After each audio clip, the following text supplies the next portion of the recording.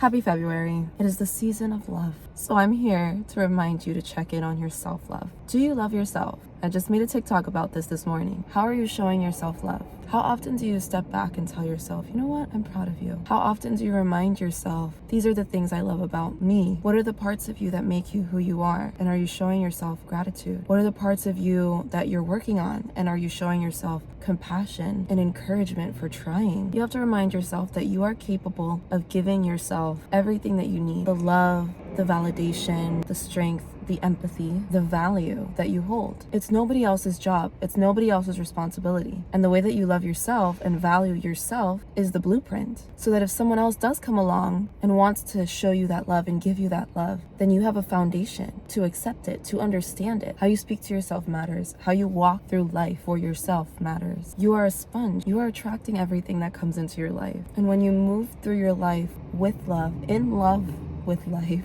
with yourself, then you bring more of that into your life. Being grateful for yourself, for your capabilities, for the fact that you are here and now, for the fact that you are even trying. That is enough. You have to be your own biggest fan, your own biggest cheerleader, because nobody else has to do it for you. And it's not egotistical, it's not narcissistic. It's necessary. Ask yourself consciously, how am I showing myself love? Am I giving myself the love and compassion that I would give to somebody that I love? Treat yourself like somebody that you love, like the person that you love the most. Teach yourself how to love. I have to teach myself how to love every day. I come from a place of not knowing how. I didn't know how to love. I didn't know how to express love.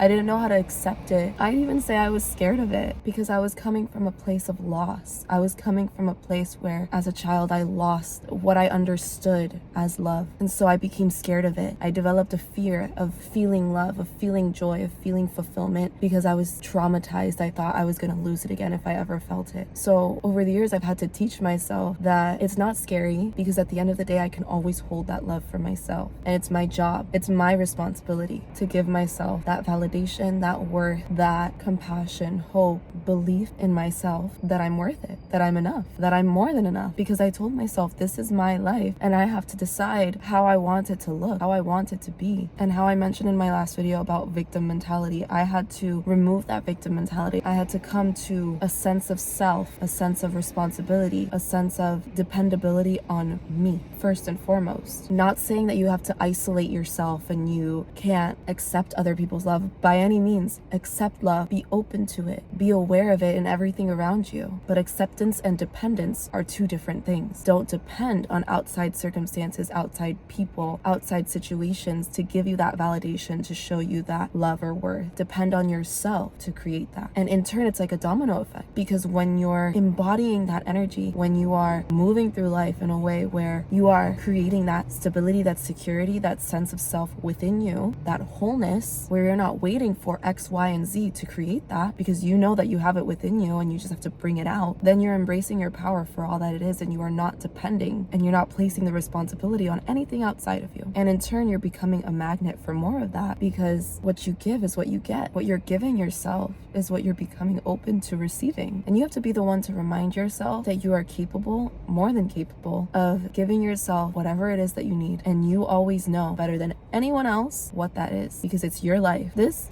life, this is for you. This is yours. It's the gift that keeps on giving. And you know what? It is what it is. You're here. You're already doing it. So you might as well make the most of it. You might as well care about yourself. You might as well love yourself, because what's the point of not? Speak to yourself like somebody that you love. And if you don't know what that is, make the conscious effort and investment in yourself to figure it out. Figure out what love means to you. Take responsibility. Take ownership for your life. If there's something you don't like, change it. Easier said than done? Sure. But you have to be the first one to believe that you can. Don't feed yourself the narrative that you can't, because guess what? If you keep telling yourself that you can't, then you can't. If you tell yourself that you can, then you can. Be delusional if that's what it takes. I have come to this point, and I'm nowhere near where I'm going, but I have gotten to this point from literally being delusional.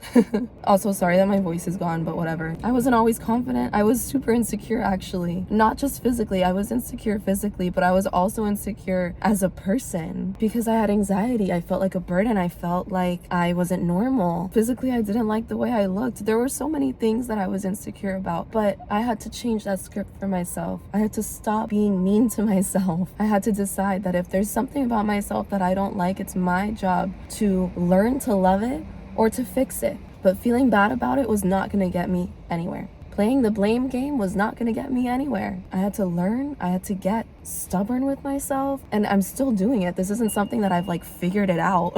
I'm just telling you what the terms that I've come to so far, but I had to love myself and care about myself enough to make the choice to be who I wanted to be. And that's something that I still do. I still have to remind myself. I still have to constantly make the conscious choice. Am I being who I want to be? Am I being a person that I love right now? Am I reminding myself that I'm worth it, period? A lot of the time we are our own worst critic, but at the same time, you have to be your own biggest cheerleader, because this life that you're living, this reality that you're in, that's yours. I'll say it in every video, your perception. So are you gonna let life happen to you or for you? And are you gonna love yourself enough to make it happen for you? These are the questions that we have to ask ourselves. And with that, I am off. Thank you for coming to my TED Talk. I'll see you in the next one. Peace out.